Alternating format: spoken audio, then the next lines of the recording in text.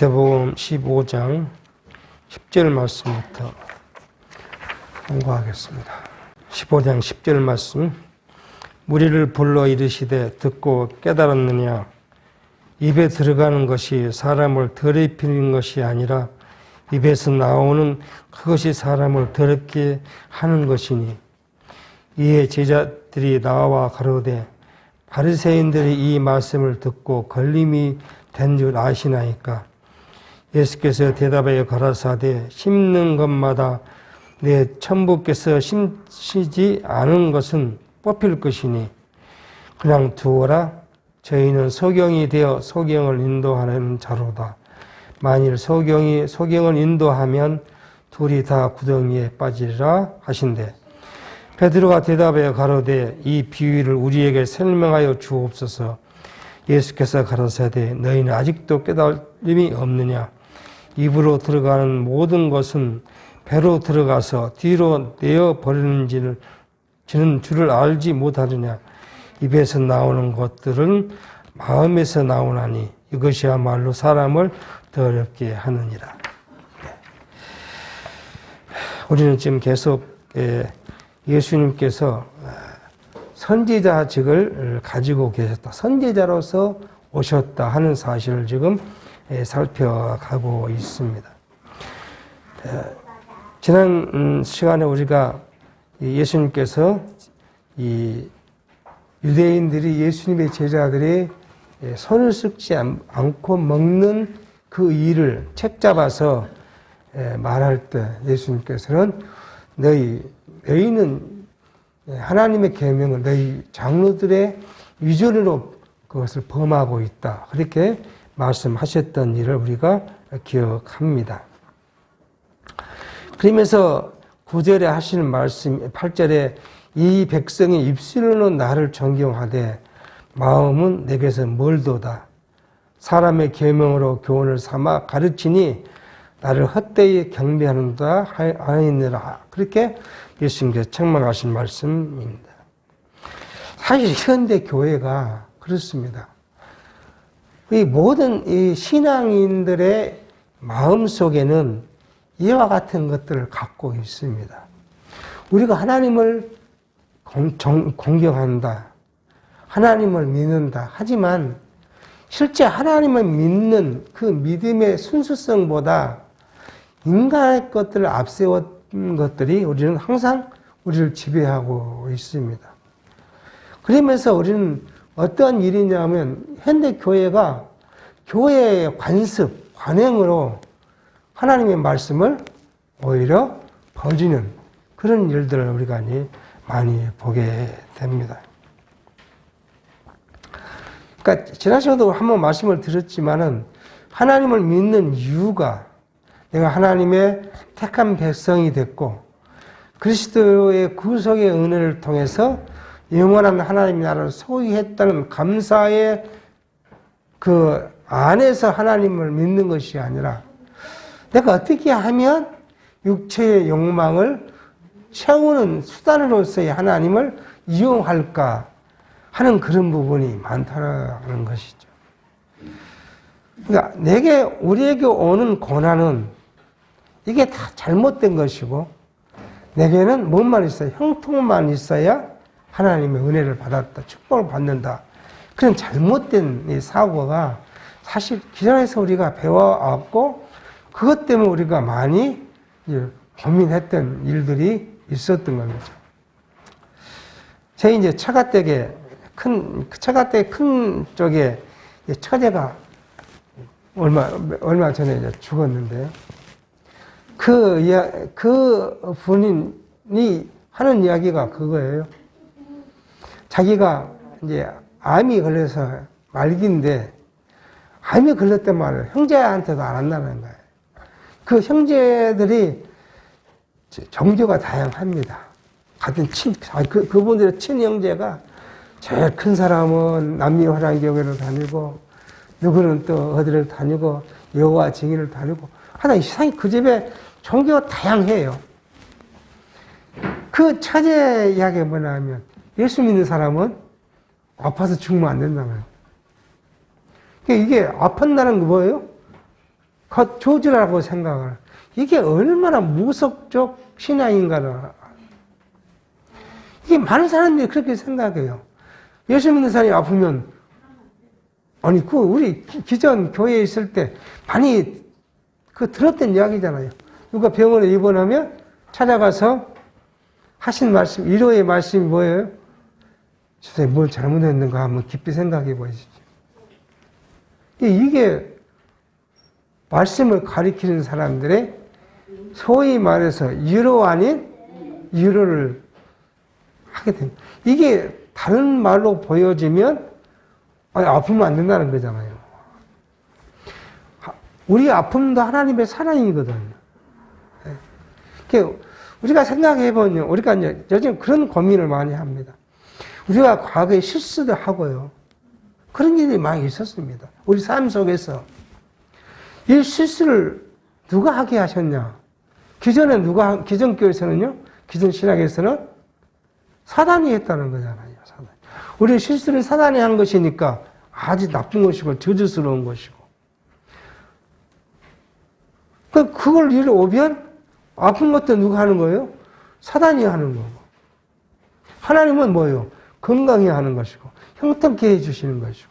이렇게 이제 기존 신학에서 가르치다 보니, 이제 사람들에게 공포가 있고, 괴로움이 있는 거죠.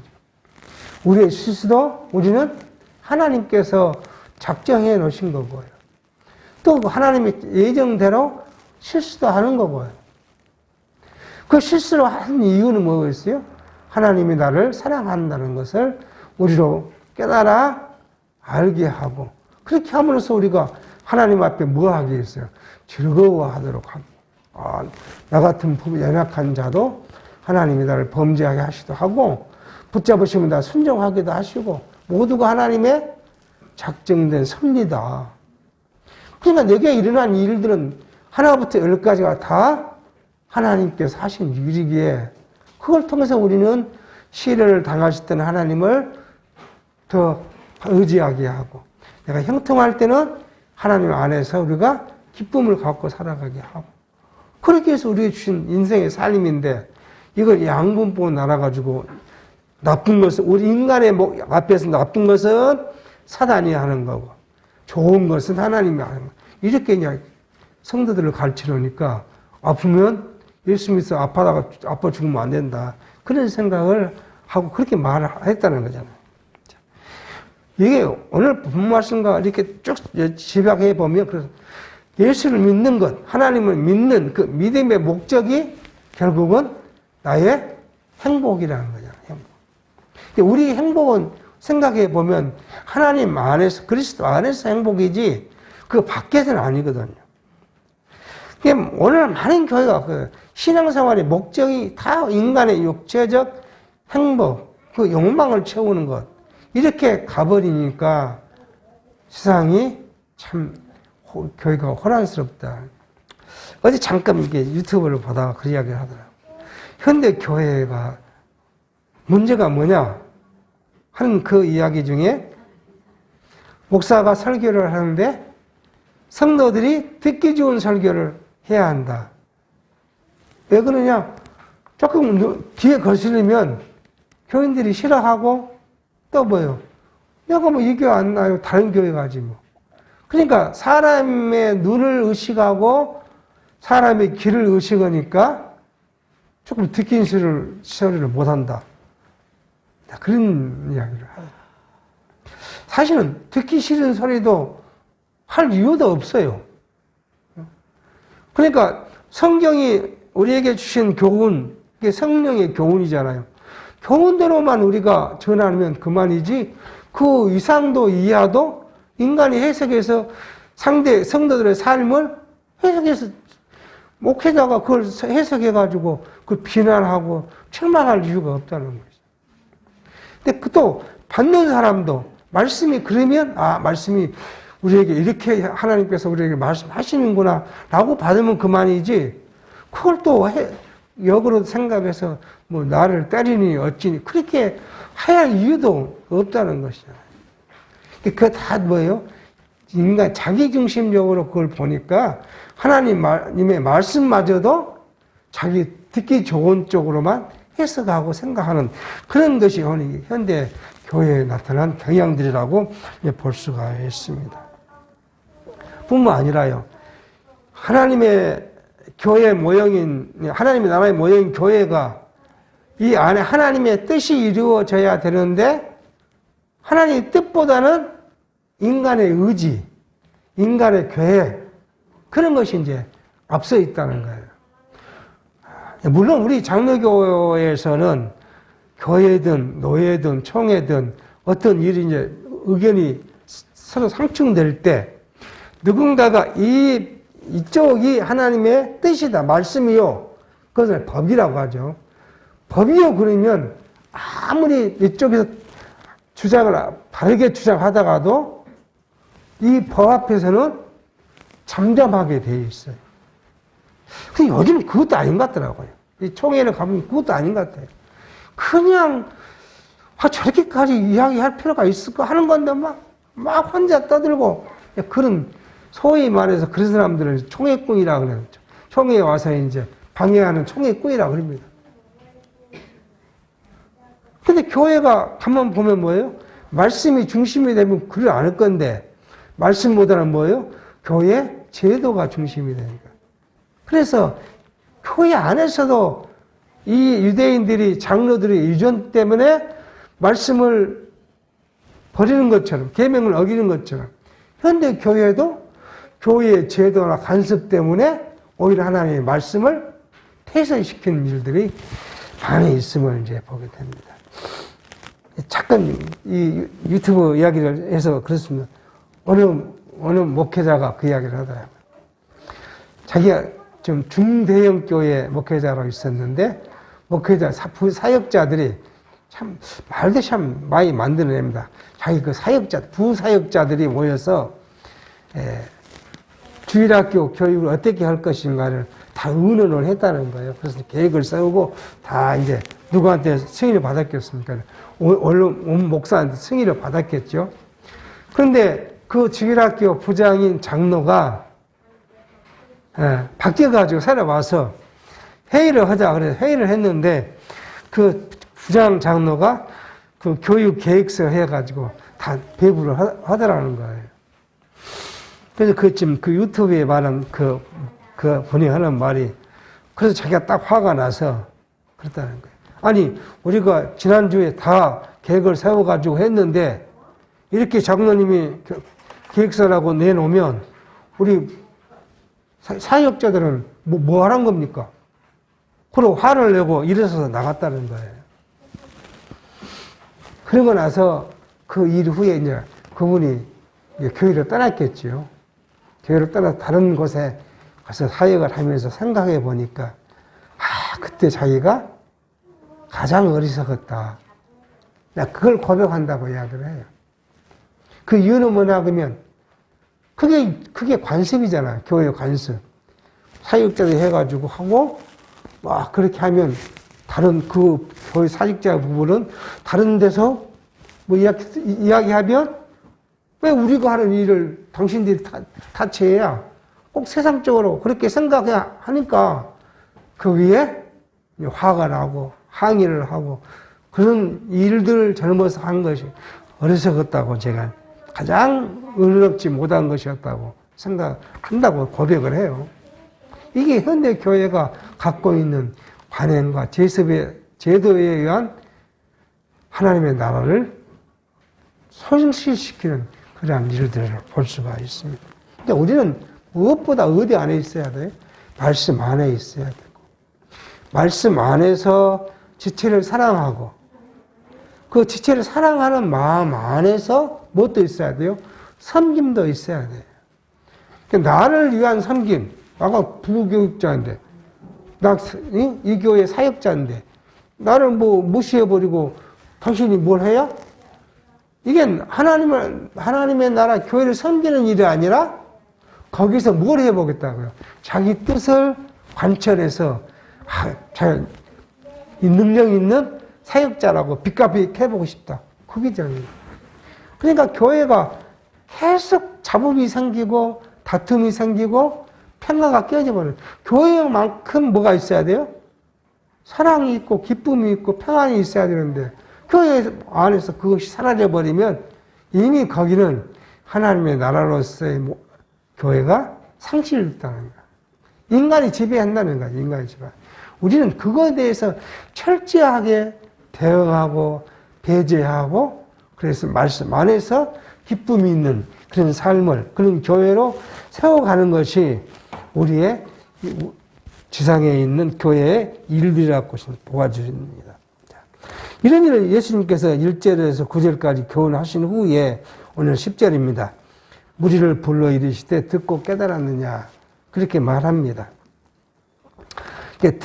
이 무리를 불러서 하는 그 이야기는 1절의 9절들을 깨달았느냐라고 말씀하면서 이제 뭐 했으니까요. 앞에 유대인들이 유전으로 예수님의 제자들이 손을 씻지 않고 먹은 것 갖고 음식 덜 입힌다고 이야기했으니까 예수님이 반발한 겁니다. 지금 입으로 들어가는 것이 사람을 덜 입게 하는 것이 아니라 입에서 나오는 그것이 사람을 덜 입게 한다.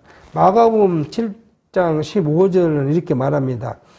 무엇이든지 밖에서 사람에게로 들어가는 것은 능히 사람을 더럽게 하지 못하되 사람 안에서 나오는 것이 사람을 더럽게 하는 것이라 하시고 그렇게 말씀합니다.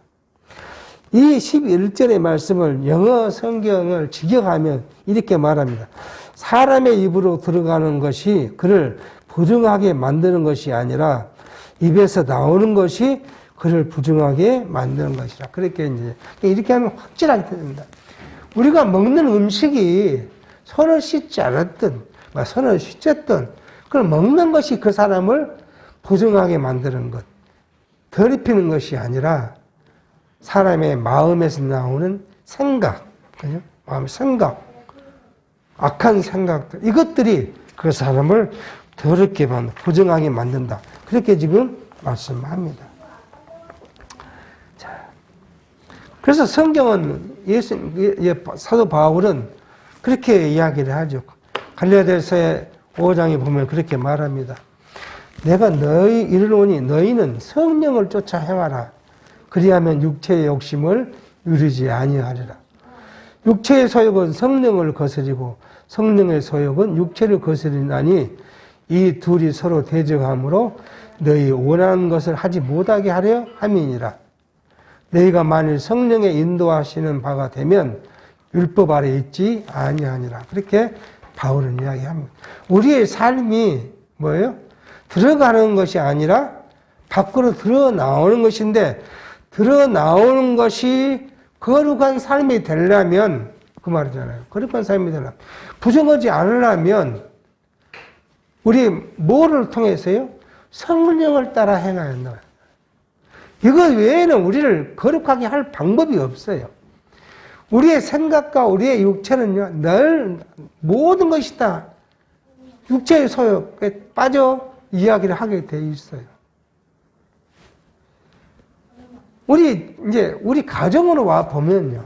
가정으로 와 보면 남편이든 아내든 가정을 이끌어 가는데 항상 기가 센 사람이 있어요.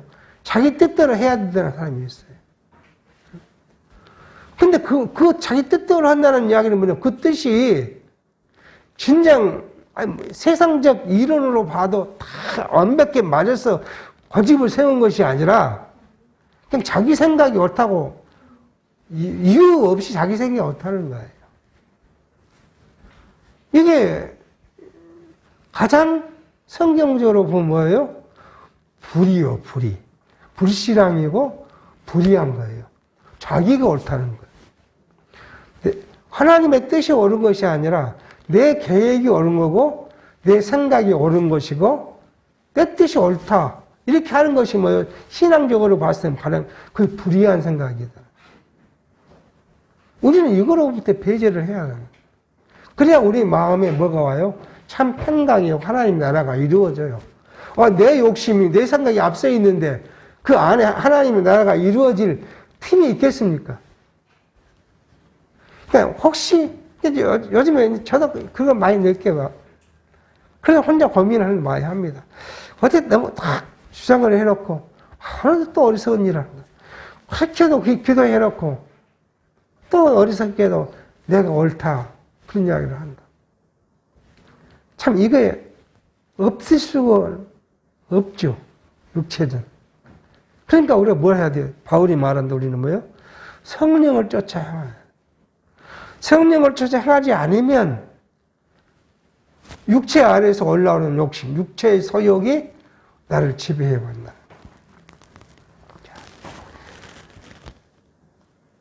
이 바리새인과 유대인들은 육체를 따라 생각을 했어요. 그래서 자기들은 뭘 했다고요? 안식일을 지키고 율법을 지키고 11조를 드리고 그리고 뭐예요? 구제하고 금식하고 자기들이 의를 행했다는 거예요. 그 의를 했기 때문에 그 의와 관계없이 의는 아무런 필요가 없다고 하시는 누구를요? 예수님을 인정할 수 없다는 거예요. 내가 한 건 뭔데? 내가 지금까지 열심히 교회 생활하고 예배 생활하고 연모도 하고 직분도 맡고 이렇게 했는데 나는 뭔데? 예수님이 오늘 여러분과 저한테 그거 필요 없어 그렇게 말하고 있는 거예요. 오직 내 안에서 예수님 내 안에서 내가 보낸 누구 안에서요? 성령 안에서. 그런데 참 마음의 기쁨과 평강이 있는 것이지. 너 육체에 따라 수고한 거 하면 아무 상관없어. 그건. 그래 요즘에 잘못된 교회 가르침이 그거예요. 무슨 교회 섬김을 통해서 신앙생활의 척도를 그렇게 이야기하는. 얼마나 어리석은 이야기를 하는지는 모릅니다. 바리새인들을 우리가 예수님께서 배격한 것처럼 우리도 바리새인들의 그 주장처럼 내 육체로 가지고 뭔가를 평가하고 평가받고자 한 일들이 우리는 완전히 배제하지 않으면 우리 마음에 참 평강이 하나님의 나라가 이루어지기 참 어렵다는 사실을 우리가 생각해 보게 합니다. 그러시면서 이야기합니다. 제자들이 다 그 말을 들어보니까 뭐가 생각나요? 이 바리새인들이 또 예수님 혼자 먹긴데? 그래서 12절에 이에 제자들이 나와 가로되 바리새인들이 이 말씀을 듣고 걸림이 된 줄 아시나이까 하고 예수님께 묻습니다. 그러니까 예수님이 또 더 큰 폭탄 선언을 합니다. 예수께서 대답하여 가라사대 심는 것마다 내 천부께서 심으시지 않는 것은 뽑힐 것이니 그렇게 합니다. 천부께서 심지 않는 거 그게 뭐죠? 우리 이미 앞장에서 이야기 봤어요. 그게 가라지잖아요. 그 가라지를 뭐라고요? 다 뽑힐 것이다. 그렇게 우리가 생각해 볼 수가 있습니다. 이 말을 좀 이해를 하려고 영어 성경을 다시 찾아봤더니 그렇게 말합니다. 그는 하늘 아버지께서 심지 않으신 모든 식물은 뿌리채 퍼볼 것이다. 그렇게 대답하더라고요. 그러니까 하나님이 심지 않는 것, 현재 바리새인과 서기관들은 과거에는 하나님이 심은 씨앗이었어요. 하나님께서 유대인에게 뭘 줬으니까요? 율법을 주고 복음을 줬으니까요. 그래서 복음이 어디서부터 온다고요? 유대인으로부터 온다고 바울은 그렇게 해요. 그러니까 이 구원이 유대인으로부터 시작해서 누구로요? 예수 그리스도로 통한 그렇게 끝나는 것인데 유대인들은 아직도 누구를 통했어요? 자기 유대인들을 통해서 구원이 날 것이라는 거예요. 그렇게 생각하는 거죠. 이것이 바로 하나님이 심지 않는 것이라는 거예요. 과거는 율법을 통해서 심었지만 지금은 그것이 아니라는 걸 예수님이 이야기하고 있는데 아직도 이들이 이제 옛날 것을 갖고 지금 이야기를. 그러니까 예수님이 하신 말씀이 바리새인들 걔들 지금 하고 있는 그것은 하나님이 심지 않는 거야. 율법을 행해서 의롭게 되겠다고 하나님 나라 백성이 되겠다고 사는 그것은 하나님이 심지 않는 거야. 하나님이 심은 것은 그들에게 모형을 줬던 것이고 실제 나를 통해서 구원을 잇는 것이지 하나님께서는 이제 율법과 관계 없어. 이것을 지금 이야기하셨다는 말이에요. 그러니까 그들은 뭐예요? 주장한 모든 일들이 율법을 행해서 거룩하게 되겠다는 모든 주장은 다 없어질 것이다. 그렇게 지금 말씀하고 있는 것입니다. 그러면서 14절 그냥 두어라. 저희는 소경이 되어 소경을 인도하는 자로다. 만일 소경을 인도하면 둘이 다 구덩이에 빠지리라 하신대. 소경입니다. 우리 많이 들은 설교입니다. 참, 이 기존 교회에서 이 설교를 들으면 뭐예요? 어떤 사람이 소경이고 어떤 사람이 소경이 아닌가? 우리가 소경이 안 되려면 어떻게 해야 될 것인가? 그 이야기는. 소경이 안 되려면 소경이 하는 일을 안 하면 소경이 아니라고 볼 수 있겠어요. 그러니까 이제 그걸 육체로 해석하니까 뭐 해야 돼요? 우리가 영적으로 깨어 있어야 된다. 영적으로 소경이 되면 안 된다. 영적으로 깨어 있으면 어떻게 할 것인가? 그 방법을 이야기한 거 뭐예요? 그게 날마다 성경도 읽고, 날마다 기도하고, 날마다 신앙적인 걸 하고 살아야 한다. 그렇게 이제 그렇게 해서 이 교회가 양분을 하는 거예요. 이분법이잖아요. 교회와 관계된 것은 거룩하고, 좀 교회와 좀 멀어진 것은 다 거룩지 못한 것이다. 그렇게 이야기를 해요. 그러니까 교회와 가까이 가야 되니까 뭐 해야 돼요? 시간 나름대로 교회에 가야 되고, 응? 집에 가정에 일하는 것보다 어디 가서 일하는 것이요? 교회 가서 봉사한 것이 더 거룩한 생활을 하는 것이고, 그렇게 양분화시켜 놨죠. 참 어리석은 가르침이었어요. 예수님께서는 그런 것이 거룩한 것이고 어렵다는 것이 아니잖아요. 성령을 따라 행한다는 것이 뭐예요? 성령을 따라 행한다는 것. 그게 지금 오늘 바울은 그렇게 말합니다. 육체에 따라 행하는 일, 그 일은 뭐예요? 육체의 일은 현지하니 곧 음행과 더러운 것과 호색과 우상숭배와 술수와 원수 맺는 것과 분쟁과 시기와 분냄과 당짓는 것과 불리함과 이당과 투기와 술취함과 방탕함과 또 그와 같은 것들이라. 저는 너에게 경계한 것과 같이 경계하노니 이런 일을 하는 자는 하나님의 나라를 유업으로 밟지 못할 것이라. 그렇게 말합니다. 여기에 지금 육체의 일을 현재하니 하고 한 뭐예요? 그 다 육체의 소욕 따라서 생각하고 행하는 일들이잖아요. 그러면서 바울은 그렇잖아요. 오직 성령의 열매는 사랑과 희락과 화평과 오래 참음과 자비와 양성과 충성과 온유와 절제니 이 같은 것을 금지할 법이 없느니라. 그렇게 말합니다.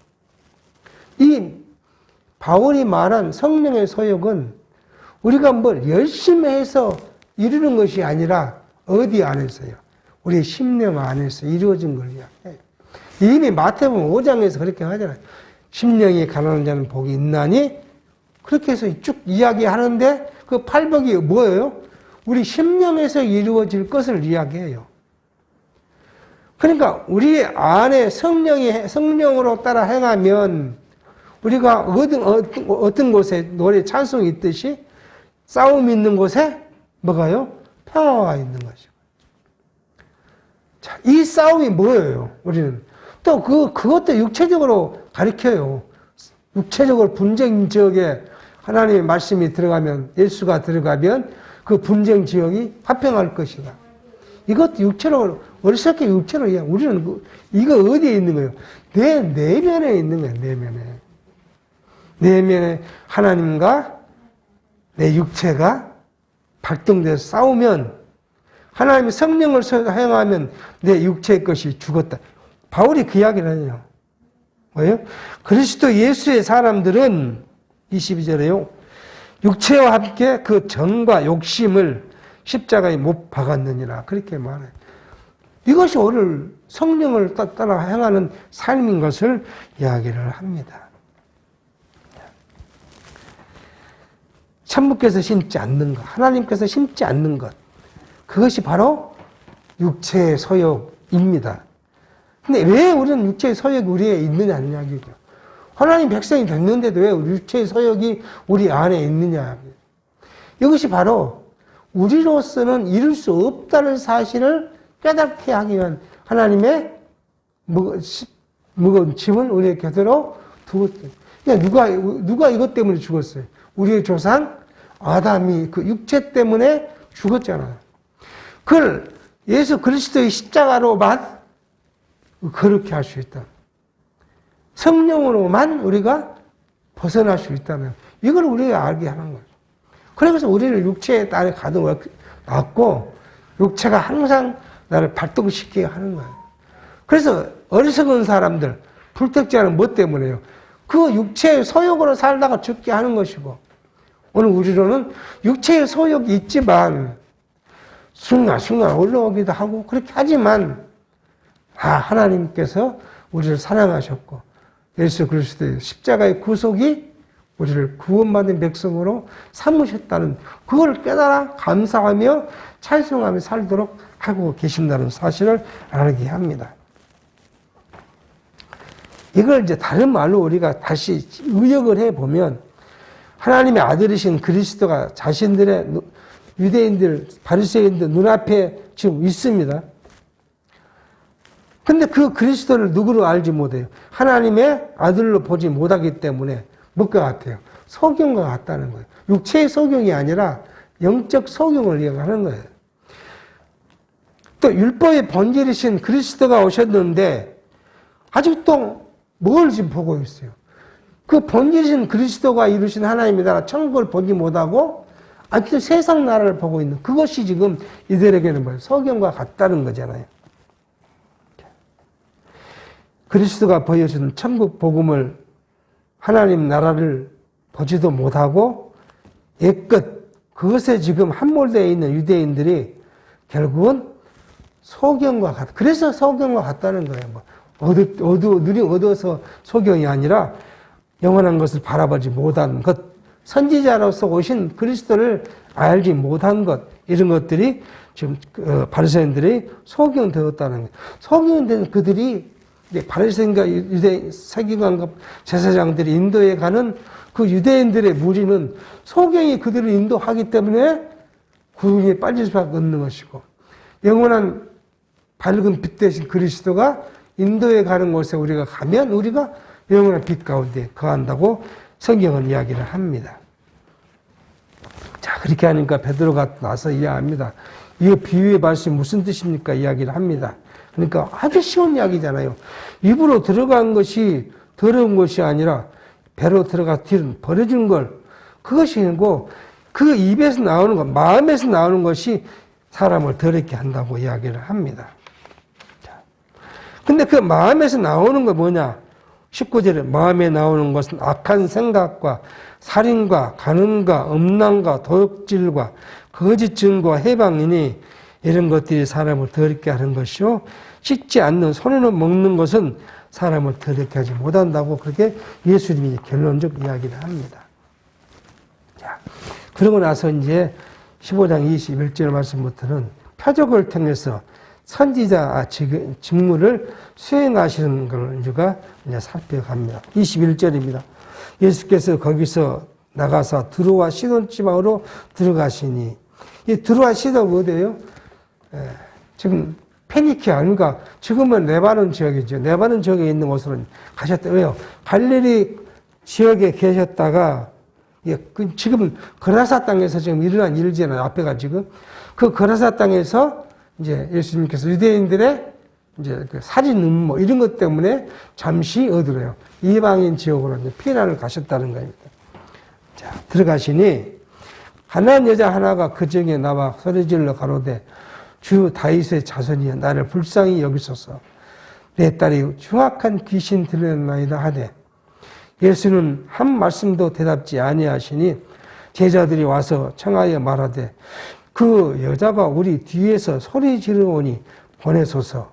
예수께서 대답하여 가라사대 나는 이스라엘 집에 잃어버린 양 외에는 다른 데로 보내심을 받지 아니하였노라 하신대.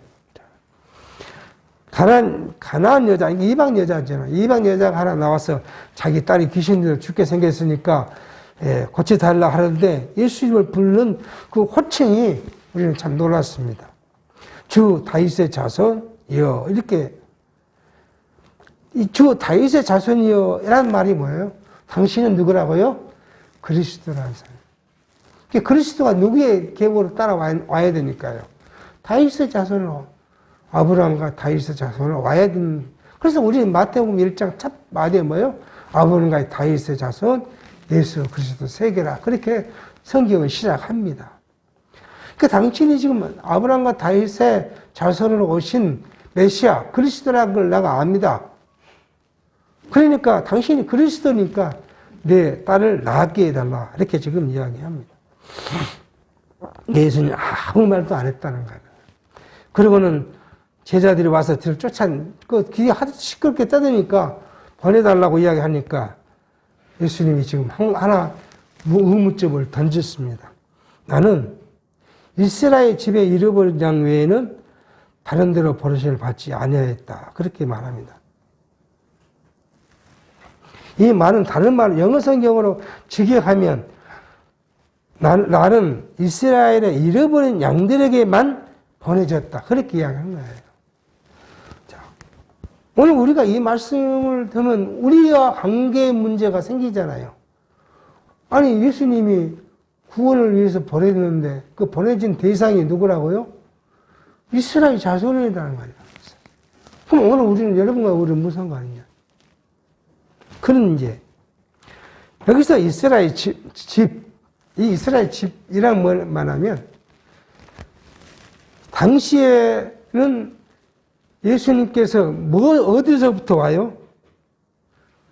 유대인으로부터 와요. 그러니까 로마서 2장 16절에 그렇게 말해요. 내가 복음을 부끄러워하지 아니하노니 이 복음을 모든 믿는 자에게 구원을 주시는 하나님의 능력이 됩니다. 첫째는 유대인이게요. 또한 헬라인이라 그렇게 바울은 이야기합니다. 유대인의 구원은 어디로부터요? 약속으로부터 왔어요. 그래서 예수님이 약속의 자손으로 온 거예요. 이방인의 구원은요, 뭐로부터요? 언약으로부터 왔다 그래요. 이게 말이 좀, 비슷한 말 같은데, 우리가 생각해 보면, 이방인의 구원은 어디에서 시작해요? 구약의 율법에서 시작해요. 유대인의 구원은 하나님과 아브라함과의 계약에 의해서 시작했고요. 이방인의 구원은 선지자들로부터의 언약으로 시작됐다는 거예요. 그러니까 예수님께서 내가 지금 온 것은 내가 이 복음을 전하고 이것을 한 것은 첫 번째 대상은 누구라고요? 유대인이 되고 그 다음은 누구예요? 이방인이. 헬라인이란 말이 이방인이잖아요. 이방인의 그걸 지금 이야기를 하는 거예요. 지금 이 말씀에 의도가 있어요.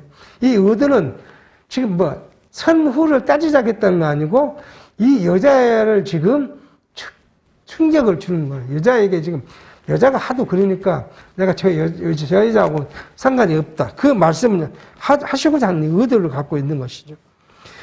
25절 여자가 와서 예수께 전하여 가라되 저를 도우소서 대답에 가라사대 자네의 떡을 취하여 개들에게 던짐이 마땅치 아니하니라. 예수님께서는 이스라엘 자손에게 줄 복음을 내가 이방 여자 개 같은 너를 줄 수 없다. 그렇게 지금 선언을 합니다. 27 여자가 가로되 주여 올소이다마는 개들도 제 주인의 상에서 떨어지는 부스러기를 먹나이다 하니 이 예수께서 대답하여 가로사대 여자야 내 믿음이 크도다 내 소원대로 되리라 하시니 그 시로부터 그의 딸이 나으니라. 예수님께서는 이 여자가 나를 그리스도라고 인정하고 영접한 이 여자의 믿음을 우리가 말하는 테스트가 아니라 테스트를 통해서 더 큰 것을 지금 고백하게 만드는 여러분과 저한테 예수님께서 하나님께서 시험하셔요. 테스트 하십니다. 우리는 그 시험 안에 항상 우리가 노출되어 있어요. 그걸 뭘 하기 위해서요? 더 큰 고백을 들으기 위해서. 그러니까 우리가 한번 생각해 보면요. 우리가 지난 과거를 생각해 보면 내게 큰 시련이 와서 견딜 수 없는 시련이 오고 구원의 길이 끊어진 같은 그런 시련이 왔을 때 세상 사람은 뭘 의지해요? 세상 사람들은 돈을 의지하고 그 돈을 싸들고 와서 누구를 의지해요? 좋은 훌륭한 의사를 찾아가려고 그러고 가장 큰 좋은 병원에 가려고 그러고 세상 사람들 그걸 의지하는데 우리는 그 막다른 골목에 왔을 때 우리가 고백하는 고백이 뭐예요? 하나님. 그걸 불러내시려고 하나님 하시는 거예요. 일전에 한번 말씀을 드렸지만 하나님께서는 각 성도에마다 그 고백의 수준이 하나님이 요구하는 고백의 수준이 달라요. 어떤 사람은 그냥 교회 다니는데 만든해도 잘 되고 아무렇지 않게 살아가는데 어떤 성도는 정말 열심히 신앙생활하고 그런데도 계속 시련이 오고 왜 저럴까? 옆 사람이 참 안타까울 정도로 그런 일들이 벌어집니다. 우리가 세상을 살아본 경험으로 보니까 그 사람에게는 더 큰 고백을 받고 싶은 거예요, 하나님께서. 그래서 자꾸 더 큰 신앙으로 고백하도록 하나님은 그렇게 섭리하시는 거예요. 우리는 그거 알아야 돼.